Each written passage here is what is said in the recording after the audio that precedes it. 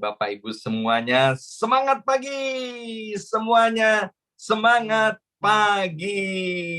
Ya, senang sekali hari ini kita boleh bersama-sama kembali dalam ibadah raya dari gereja BMC New York ya.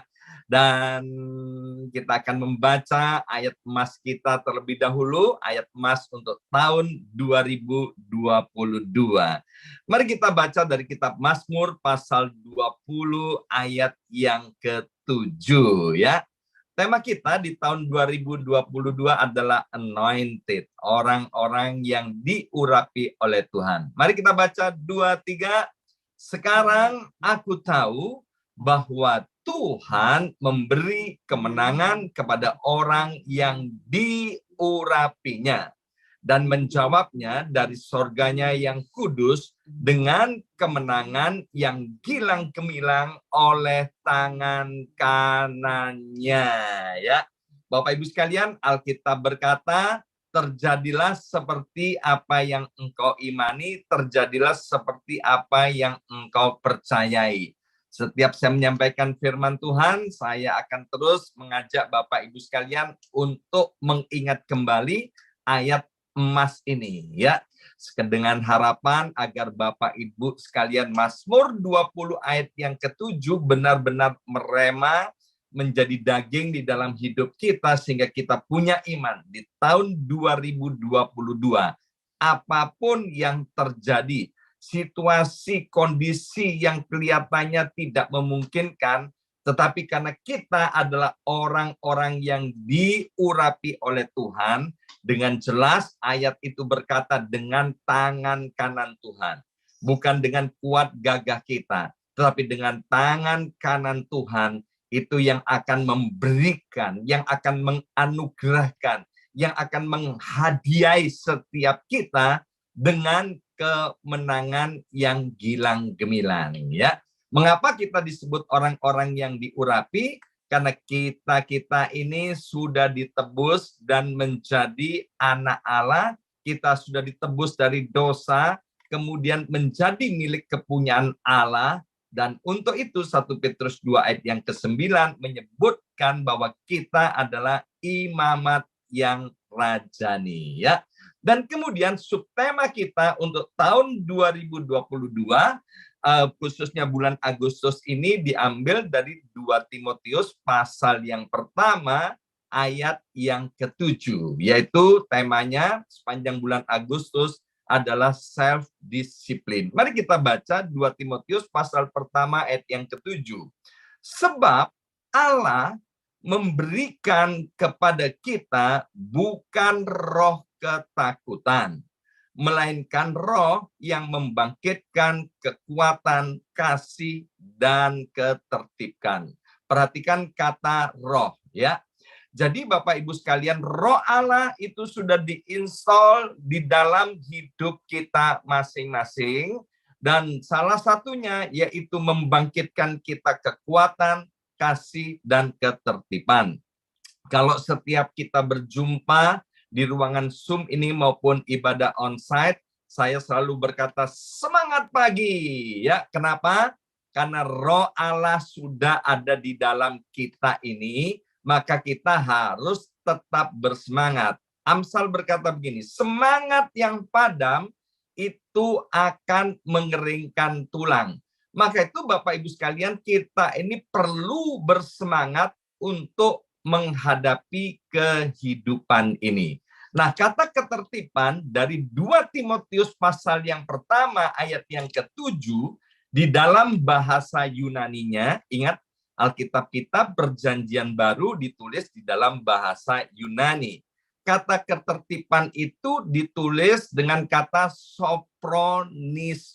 Saya bersama saya ucapkan sopronismos. 2-3, sopronismos. Terjemahan bebasnya di dalam berbagai macam Alkitab Indonesia, sopronismos itu artinya ketertiban, disiplin diri, penguasaan diri, menahan diri, memerintahkan diri.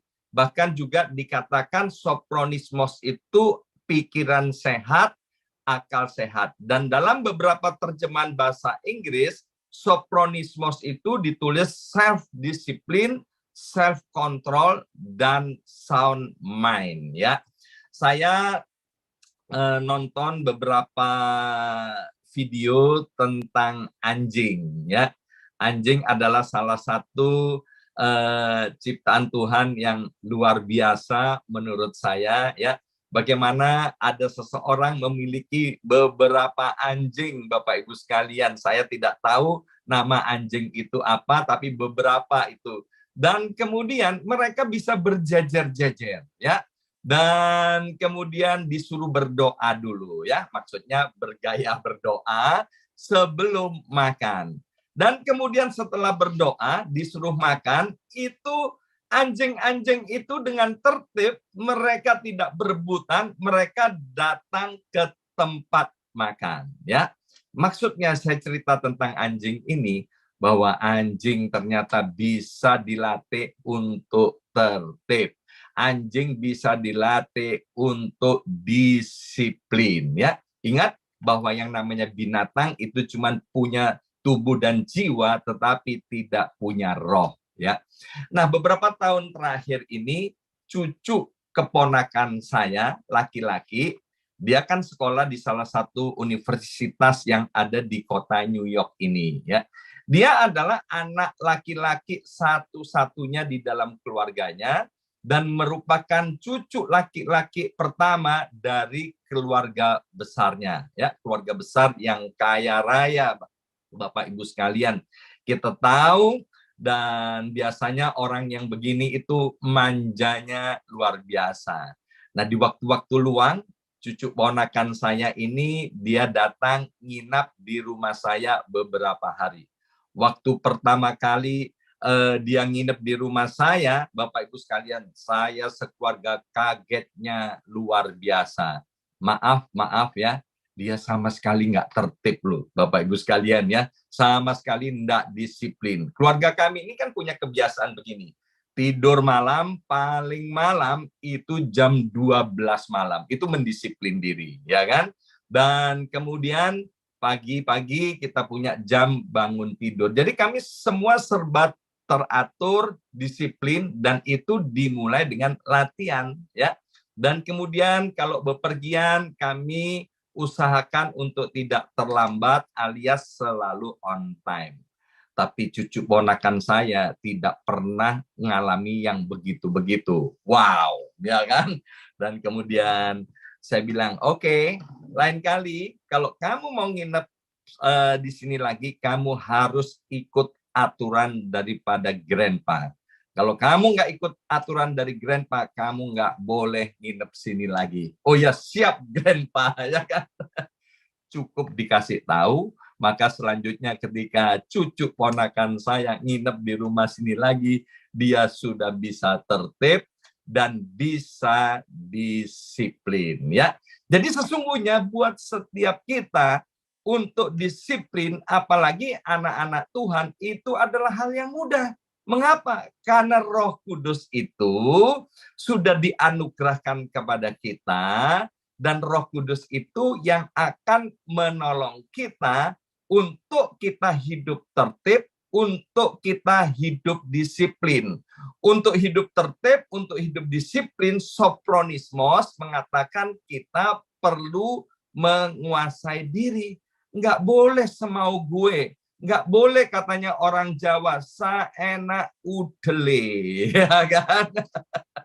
Semuanya dimulai dengan latihan dan kemauan yang kuat. Nah, Bapak Ibu sekalian, saya sudah sampaikan di bulan Agustus pada awal bahwa kita sudah belajar tentang disiplin. Yang pertama, disiplin itu dimulai dari pikiran yang sehat. Ingat, sophronismos itu adalah pikiran yang sehat. Berarti kalau ada pikiran yang sehat, berarti ada pikiran yang tidak sehat. Saya mengabaikan tentang pikiran yang tidak sehat. Disiplin dimulai dari pikiran yang sehat. Kalau pikirannya sehat, perbuatannya akan sehat. Tapi kalau pikirannya tidak sehat, perbuatannya tentu tidak akan sehat. Ya. Nah, bicara tentang pikiran yang sehat, yaitu berpikir seperti Kristus berpikir. Kita nggak boleh, Bapak Ibu sekalian, berpikir berdasarkan asumsi. Ya, asumsi apa? Asumsi itu adalah suatu pikiran di mana kemungkinan benarnya itu tidak sampai 5%, ya, yang namanya asumsi. Kita juga tidak boleh mendasarkan pikiran kita kepada sugesti. Saya punya teman dokter terkenal di Indonesia. Beliau pernah menjadi anggota tim kedokteran Presiden Republik Indonesia. Satu kali saya cerita sama dokter ini, teman saya ini, saya bilang gini, dokter, saya ini kalau mau pulang ke Indonesia, maka begitu sampai di airport di Indonesia, saya minta untuk makan tahu goreng. Jadi sebelum berangkat saya udah bilang sama anak saya, anak mantu saya di Indonesia, tolong nanti beliin tahu dan tolong digoreng sendiri ya. Nanti papa mama kami rombongan ini begitu mendarat di airport di dalam mobil, kami mau makan tahu dulu. Tujuannya apa? Supaya tidak sakit perut, Bapak Ibu sekalian. Dan ternyata ini memang terjadi, Bapak Ibu sekalian. Jadi setiap saya pulang ke Indonesia nggak pernah, maaf, sakit perut. Karena beberapa jemaat ada yang begini, pulang Indonesia, setelah itu beberapa hari kemudian masuk rumah sakit dan mengalami sakit perut. Ya. Dan satu kali pernah, karena saya pergi ke Indonesia tidak bersamaan dengan Ibu Yongki dan Kesia, beda 1 hari karena saya ada pemberkatan nikah, maka yang jemput saya ini lupa tidak membawakan tahu goreng, dan saya juga lupa tidak makan tahu goreng, ya kan? Setelah seminggu di Indonesia, maaf Bapak Ibu sekalian, saya sakit perut. Yang namanya sakit perut itu tidak bisa menikmati liburan. Saya cerita sama teman saya dokter ini. Dokternya menjawab singkat, jelas, mantap. Sugesti, Pak, katanya. kami sekeluarga tertawa. Jadi kita nggak boleh mendasarkan pikiran ini kepada asumsi, tidak boleh mendasarkan pikiran kepada sugesti. Mengapa? Ingat Bapak Ibu sekalian, semua perbuatan dimulai dari pikiran. Sekali lagi, bahwa pikiran itu adalah ibu, pikiran itu adalah mother daripada setiap perbuatan. Pikirannya sehat, perbuatannya sehat, pikirannya bersih, perbuatannya bersih, pikirannya suci, perbuatannya suci, pikirannya benar, perbuatannya benar. Maaf, kalau pikirannya jorok, maka perbuatannya akan jorok, ya. Jadi semua dimulai dari pikiran, ya. Dan yang kedua, saya sudah sampaikan bahwa disiplin itu harus dilakukan secara konsisten dan seumur hidup. Bersama saya katakan konsisten dan seumur hidup. 2, 3, konsisten dan seumur hidup. Seperti kita menggosok gigi, Bapak Ibu sekalian, kita disiplin, ya. Harus konsisten dan seumur hidup. Nggak boleh begini. Disiplin kalau aku suka, aku kemudian disiplin. Kalau aku nggak suka, kemudian aku tidak disiplin. Saya sudah berikan contoh. Misalnya kita ke supermarket yang cukup besar, untuk belanja harus pakai troli. Ketika kita pakai troli, setelah selesai belanja, maka trolinya harus dikembalikan ke tempat troli. Kalau ada sampah waktu naik mobil, tolong jangan buka jendela, kemudian sampahnya dikeluarkan dari jendela. Kapan?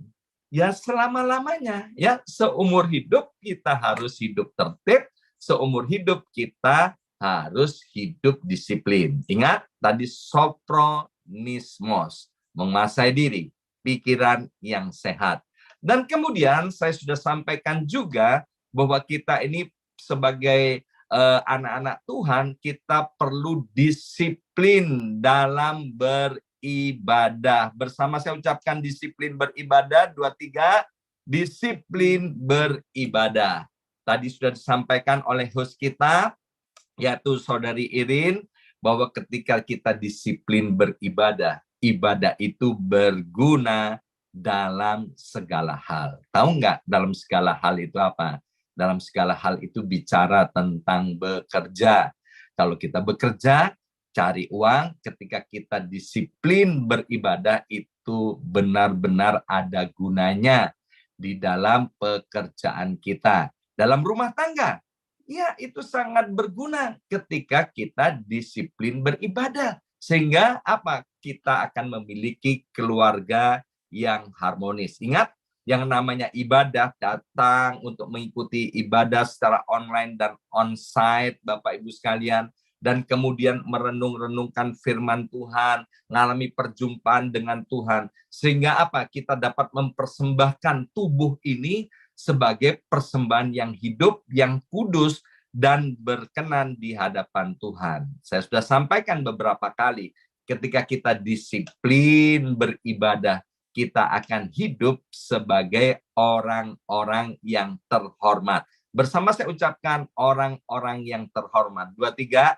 orang-orang yang terhormat. Saya percaya kita rindu untuk menjadi orang yang terhormat. Kita rindu memiliki pekerjaan yang terhormat. Kita rindu memiliki keluarga yang terhormat. Ya, itu Bapak Ibu sekalian. Dan kemudian saya juga sampaikan beberapa waktu yang lalu, minggu-minggu ini, yaitu disiplin hidup kudus. Mengapa kita perlu disiplin hidup kudus? Sebab tanpa kekudusan tidak seorang pun dapat melihat Tuhan. Tanpa kekudusan kita tidak bisa melihat kemuliaan Tuhan. Dan minggu lalu saya sampaikan disiplin untuk menabur. Nah, bicara soal menabur, Bapak Ibu sekalian, dalam kitab Kejadian pasal 26 itu bicara tentang Ishak. Waktu itu Gerar, di mana Ishak ada di tempat itu, sedang mengalami krisis, sedang mengalami kekeringan yang dahsyat, ya. Kemudian Ishak bermaksud pergi meninggalkan Kanaan dan Gerar itu untuk pergi ke Mesir. Dan Tuhan bilang, no Ishak, no. Kamu harus tinggal di Gerar ini. Dan Ishak nurut sama Tuhan. Ketika Ishak tinggal di Gerar, Tuhan bilang, menaburlah Ishak. Maka Ishak mulai menabur di tengah-tengah kemustahilan, di tengah-tengah situasi yang tidak mungkin, di tengah-tengah krisis itu. Dan Alkitab bilang, Ishak waktu menabur, maka dia menuai sampai 100 kali lipat. Saya nggak akan bicara soal menabur uang. Tapi Bapak Ibu sekalian, kalau hari ini hubungan-hubungan kita sedang ada di dalam krisis, hubungan suami istri, orang tua dan anak, atau hubungan di dalam pekerjaan sedang dalam keadaan krisis, ayo Bapak Ibu sekalian, tetaplah menabur. Menabur apa? Menabur kasih, menabur hormat, menabur apa? Menabur sopan santun, ya. Dalam hidup saya, Bapak Ibu sekalian, ada orang-orang yang menurut saya tidak sopan. Ada orang-orang menurut saya kurang ajar. Menurut saya ada orang-orang yang tidak mengerti cara menghormati orang lain. Tapi bagi saya nggak ada masalah, ya. Saya tidak akan terpengaruhi oleh situasi keadaan. Kamu tidak hormat sama saya, kamu meremehkan saya, kamu merendahkan saya, itu urusan kamu dengan Tuhan. Artinya, kamu sedang menabur yang tidak baik. Yang saya kerjakan apa? Kamu tidak hormat sama saya akan tetap menghormati kamu. Meskipun sesungguhnya kamu itu tidak pantas, tidak layak dihormati. Tapi saya nggak mau begitu. Saya tetap menghormati, saya mau tetap mengasihi, saya mau tetap berlaku sopan. Sebab apa? Ketika saya menabur, maka pasti yang menuai adalah saya.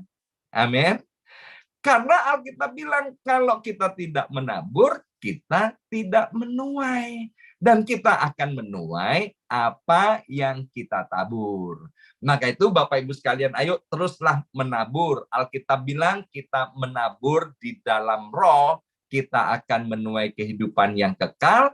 Tetapi kalau kita menabur di dalam daging, akibatnya kita akan menuai dalam kebinasaan. Dan renungan hari ini saya beri judul disiplin orang yang diurapi Tuhan. Ayo bersama saya ucapkan disiplin orang yang diurapi Tuhan. 2, 3.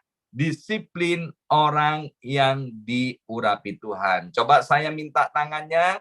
Ya, saya mau meniru Irin. Berapa banyak orang yang diurapi Tuhan di tempat ini? Lambai-lambaikan tangannya. Puji Tuhan. Kita semua adalah orang-orang yang diurapi Tuhan. Dan hari ini saya mau sampaikan kepada Bapak Ibu sekalian, pentingnya kita disiplin melayani Tuhan. 2, 3, disiplin melayani Tuhan. Mari kita baca Yohanes 12 ayat yang ke-26. Yohanes pasal 12 ayat yang ke-26. 2, 3. Barang siapa melayani aku, ya kata Yesus, ya harus mengikut aku, dan di mana aku berada, di situ pun pelayanku akan berada. Barang siapa melayani aku, ia akan dihormati Bapa. Ayo mulai, barang siapa, 2, 3. Barang siapa melayani aku, ia akan dihormati Bapa. Nah, setiap kita adalah orang-orang yang percaya kepada Yesus. Kita ini adalah pengikut Yesus. Dan Alkitab berkata, karena kita menjadi pengikut Yesus, kita berarti melayani Yesus. Dan ketika kita melayani Yesus, Alkitab dengan tegas berkata bahwa kita akan dihormati oleh Bapa. Nah, Bapak Ibu sekalian, untuk dapat mengerti tentang melayani ini dibutuhkan pewahyuan yang spesial. Ayo bersama saya ucapkan pewahyuan. 2, 3. Pewahyuan, ya. Orang yang tidak dapat pewahyuan yang spesial, dia nggak akan suka untuk melayani Tuhan. Ya, puji Tuhan, saya 30 sekian tahun yang lampau, ya kurang lebih 37 tahun yang lalu, ya, ketika saya menjadi orang percaya, Bapak Ibu sekalian, ternyata saya ini mendapatkan pewahyuan yang spesial bahwa Tuhan kita itu benar-benar raja di atas segala raja. Dia adalah Tuhan yang real, dia Tuhan yang nyata, dan dia bukan dongeng. Bapak Ibu sekalian, itu benar-benar menjadi rema dalam hidup saya, Bapak Ibu sekalian. Dan kemudian karena saya mengerti akan hal itu, maka pelayanan saya yang pertama waktu melayani Tuhan, yaitu gulungin kabel. Ya, gulungin kabel di persekutuan doa. Ya, dan kemudian juga gulungin karpet yang dipakai di persekutuan doa. Dan kemudian apa? Nyapu tempat yang dipakai di persekutuan doa. Nggak ada yang nyuruh, Bapak Ibu sekalian. Nggak ada yang memintanya, tapi saya kerjakan dengan sukacita, sukarela. Kenapa? Karena saya tahu apa yang saya kerjakan itu bukan untuk manusia, tapi yang saya kerjakan itu untuk Tuhan. Bapak Ibu sekalian, ya. Dan 14 tahun yang lalu, sebelum saya ke Amerika, saya mengajukan permohonan minta visa Amerika Serikat. Saya datang ke kantor perwakilan pemerintahan Amerika Serikat di kota Surabaya. Dan kemudian ditanya, tujuanmu ke Amerika Serikat untuk apa? Ya kan? Saya bilang dengan gagah perkasa, dengan singkat, jelas, mantap, tanpa dusta, tanpa bohong. Saya bilang, saya ke Amerika Serikat mau melayani Tuhan. Wah, petugasnya kaget, ya kan? Loh, melayani itu apa? Ya kan? Saya juga kaget. Iya ya, yang saya ajak omong nih siapa ya? Kok saya bilang melayani Tuhan ya? Nah, Bapak Ibu sekalian, melayani itu adalah melakukan sesuatu untuk kepentingan orang lain. Sekali lagi, kata melayani itu melakukan sesuatu untuk kepentingan orang lain. Jadi kalau melayani Tuhan, itu adalah melakukan sesuatu untuk kepentingan sorga. Melayani Tuhan adalah melakukan sesuatu untuk kepentingan Tuhan kita, Yesus Kristus. Ingat, kita selalu berkata Yesus adalah Tuhan. Kata lain dari Tuhan itu adalah Tuan. Kata lain dari Tuhan itu adalah bos. Dan kita tahu Tuhan kita Yesus Kristus adalah bos di atas segala bos, raja di atas segala raja, Tuhan di atas segala Tuhan. Jadi kalau kita memanggil Yesus itu adalah Tuhan, berarti kita adalah hambanya. Ya kan? Karena kita hambanya, kita harus melakukan sesuatu untuk kepentingan sorga, untuk kepentingan Tuhan. Kalau kita nggak punya hati sebagai hamba, jangan melayani Tuhan. Mengapa? Karena kita kalau nggak punya hati hamba, pelayanan kepada Tuhan tidak akan tulus. Nah, teladan siapa yang harus kita ikuti? Yang harus kita ikuti adalah Yesus Kristus sendiri. Dia yang merupakan raja di atas segala raja, ya, tapi dia memiliki hati hamba. Sehingga dia datang ke dunia ini, kata Alkitab, bukan untuk dilayani, tapi untuk melayani. Jadi orang yang bisa terlibat di dalam pelayanan dibutuhkan kerendahan hati dan sikap sebagai seorang hamba. Bapak Ibu sekalian, kemudian di dalam bisnis perjalanan hidup saya ini dekat dengan para pejabat di pemerintahan di kota di mana saya tinggal, ya kan? Mulai dari pemimpin tertinggi, Bapak Ibu sekalian, sampai pemimpin-pemimpin terendah di kota saya ini Bapak Ibu sekalian mengerti banget, ya. Mereka itu adalah orang-orang yang terhormat, ya. Saya suka melayani mereka, Bapak Ibu sekalian. Bapak Ibu sekalian tahu nggak? Ketika saya melayani mereka-mereka ini dengan tulus hati, ternyata itu merupakan bentuk taburan buat saya, ya kan? Tanpa saya duga-duga kemudian saya bisa mendapatkan fasilitas daripada pemerintahan itu.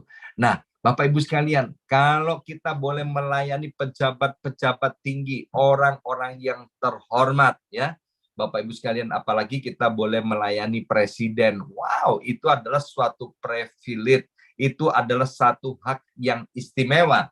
Lebih-lebih kalau kita mendapatkan kesempatan untuk melayani Yesus Tuhan, itu artinya kita sedang melayani Raja di atas segala raja. Maka itu di dalam kitab Roma pasal 12 ayat yang ke-11, Tuhan mau berbicara kepada setiap kita hari ini. Janganlah hendaknya kerajinanmu itu kendor. Biarlah rohmu menyala-nyala dan layanilah Tuhan. Jadi Tuhan mau Bapak Ibu sekalian, supaya kita melayani Tuhan itu dengan roh yang menyala-nyala, dengan kerajinan yang sungguh-sungguh. Efesus pasal 6 ayat yang ke-8 berkata, kamu tahu bahwa setiap orang, baik itu hamba maupun orang merdeka, kalau ia telah berbuat sesuatu yang baik, ia akan menerima balasannya dari Tuhan. Ayo kita baca yang di stabilo kuning ini 23.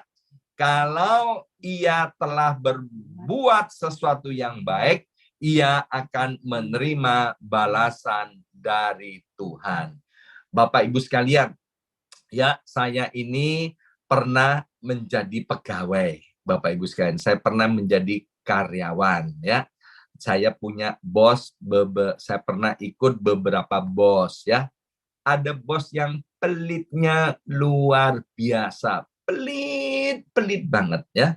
Tapi bos yang pelit itu, Bapak Ibu sekalian, waktu saya gajian, ya saya tetap dapat gajian. Meskipun gajinya sedikit, ya, karena bosnya pelit.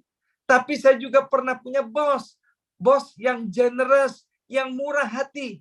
Waktu gajian, saya juga dapat gajian. Gajiannya juga persis dengan apa yang diberikan oleh bos si pelit itu, Bapak Ibu sekalian. Tapi karena bosnya ini generous, selain gajian, saya sering-sering Bapak Ibu sekalian dikasih tip, sering-sering dikasih angpau, sering-sering dikasih hadiah yang sering kita doakan itu di doa persembahan, hadiah yang nggak diduga-duga, kejutan ya. Saya masih ingat Bapak Ibu sekalian, waktu saya jadi karyawan waktu itu saya pernah mendapat hadiah Walkman ya, zaman tahun berapa itu ya, tahun 70-an sekian ya. Saya mendapat hadiah Walkman, selain dapat gaji, tiba-tiba bosnya ngasih saya hadiah Walkman. Waktu itu Walkman lagi ngetren pada zaman saya. Wih, senang sekali itu karena bosnya generous. Dan kemudian bosnya juga ngasih apa, Bapak Ibu sekalian ya, di luar gajian. Saya dikasih sepeda motor, Bapak Ibu sekalian. Wih, itu nggak ada di perjanjian. Nah, kalau kita melayani Tuhan di atas segala Tuhan, ingat, Tuhan itu adalah Tuhan yang generous. Alkitab bilang begini, kalau anaknya yang tunggal, Yesus Kristus diberikan kepada kita, masa Allah Bapa yang generous ini, Allah Bapa itu tidak akan mengaruniakannya kepada kita. Maka itu Bapak Ibu sekalian, ayo melalui tema self-disiplin ini, biarlah sebagai orang-orang yang diurapi, kita suka untuk melayani Yesus Kristus Tuhan. Ingat, di gereja kita pelayanan dibuka selebar-lebarnya dan seluas-luasnya.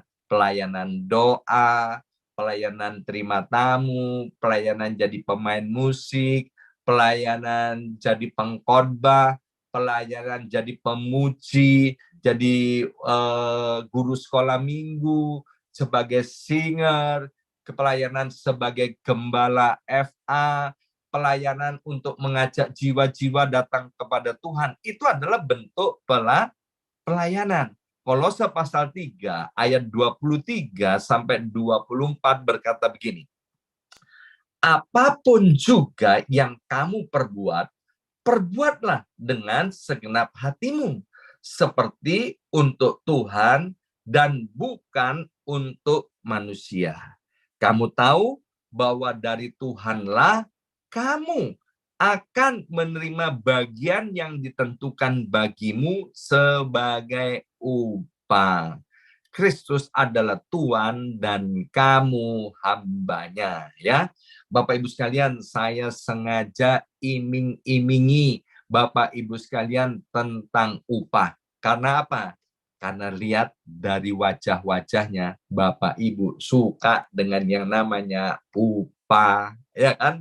Dari wajah-wajahnya nih, saya lihat Bapak Ibu suka dengan yang namanya angpau. Dan itu kalau lihat wajah-wajah, ternyata di layar ini ada wajahnya Yosua Yongki Wiranegara yang juga suka dengan hadiah, yang suka dengan upah, yang suka dengan bonus. Kalau manusia bisa memberikan bonus kepada kita, ya, lebih-lebih Tuhan, Bapak Ibu. Kalau kita melayani Tuhan, itu nggak dilihat besar kecilnya pelayanan kita. Pelayanan kita dilihat atau tidak dilihat orang, itu nggak ada masalah, karena Tuhan akan memberikan upahnya dengan tepat. Upah termasuk ketika melayani Tuhan, termasuk ketika kita sharing, ya kan? Share, ayo ini ada ibadah, ayo join, cari Tuhan. Itu juga adalah bentuk pelayanan. Ini ada worship from home loh, online. Kamu nggak usah repot-repot cari taksi dan lain sebagainya. Bisa ikut di Zoom. Itu termasuk pelayanan. Dan masing-masing Tuhan akan menghitung upahnya dengan tepat.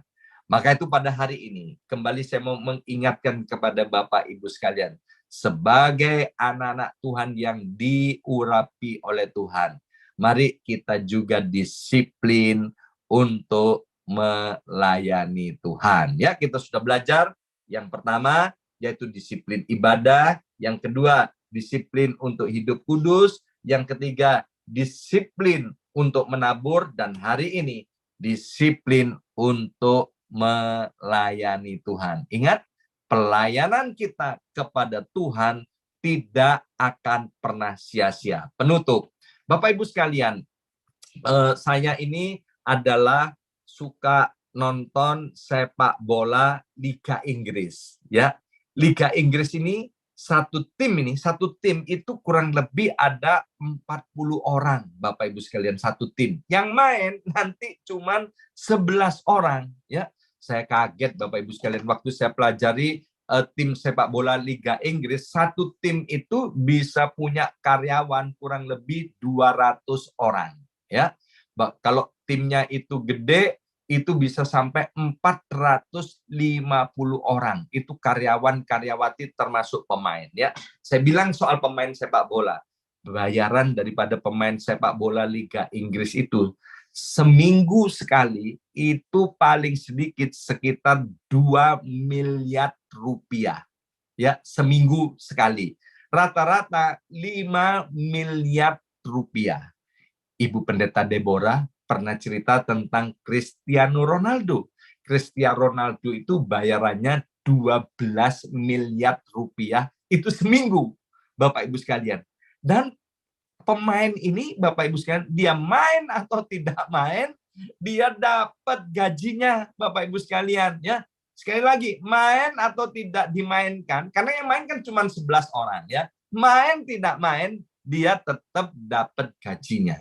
Bapak Ibu sekalian, orang yang tidak dimainkan, meskipun dapat gaji, dia nggak mau magabut, tidak mau makan gaji buta, ya kan? Dia bilang gini, bos, mainin dong aku. Nggak bisa, ya kan? Karena yang main cuma 11, kamu belum waktunya tampil. Dia berkali-kali bilang sama bosnya. Dan kemudian, karena dia jarang dimainkan, dia bilang gini, bos, jualan aja aku, bos. Aku nggak mau di sini, bos. Meskipun dapat gajinya sama, main nggak main, tapi aku kepingin main, ya. Nah, biarlah mental ini ada di kita-kita ini. Jangan kita bilang gini, hore, aku tidak melayani. Oh, jangan Bapak Ibu sekalian. Justru melayani itu adalah kehormatan. Melayani itu adalah anugerah. Maka itu biarlah setiap kita suka untuk melayani Tuhan. Dan ingat, ketika kita melayani Tuhan, apa yang kita kerjakan tidak sia-sia di hadapan Tuhan, ya. Amin. Mari kita berdoa. Materekan setiap benih kebenaran firman Tuhan ini. Berbicara terus kepada setiap kami, sehingga kami benar-benar mendapatkan pewahyuan. Waktu kami melayani Tuhan, itu kami bukan sedang melayani gembala sidang. Waktu kami melayani Tuhan, kami bukan sedang melayani gereja. Tapi waktu kami melayani, itu kami sedang melayani Raja di atas segala raja.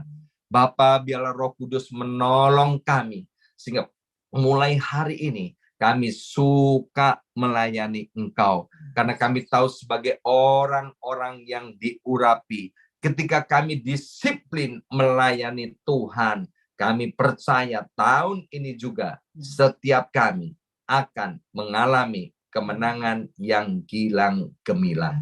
Terima kasih Bapak. Sebelum kami akhiri ibadah kami, berkati setiap anak-anak-Mu yang sudah melayani dan mempersembahkan ibadah ini. Berkati host kami, saudara kami Julin Irinda Sitanggang.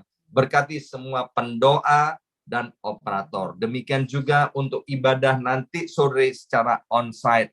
Biarlah pelayan-pelayan Tuhan yang Tuhan sudah tetapkan ada di dalam pengurapan Tuhan, sehingga kami dapat mempersembahkan ibadah onsite sore hari ini untuk kemuliaan nama Tuhan. Mari angkat kedua belah tangan kita, arahkan wajah kita ke sorga. Saudara yang dikasih oleh Tuhan, sekarang terima dengan iman. berkat dan rahmat dari Allah Bapa di sorga, Bapa yang disembah oleh Abraham, Ishak, dan Yakub, menurunkan segala berkat yang terbaik dari sorga berlimpah-limpah melalui anaknya yang tunggal, Yesus Kristus, dan persekutuan yang manis dengan Roh Kudusnya menyertai setiap kita sampai selama-lamanya. Dalam nama Tuhan Yesus yang percaya diberkati, mari angkat jempolnya ke depan dan katakan amin 3 kali. Amin, amin, amin.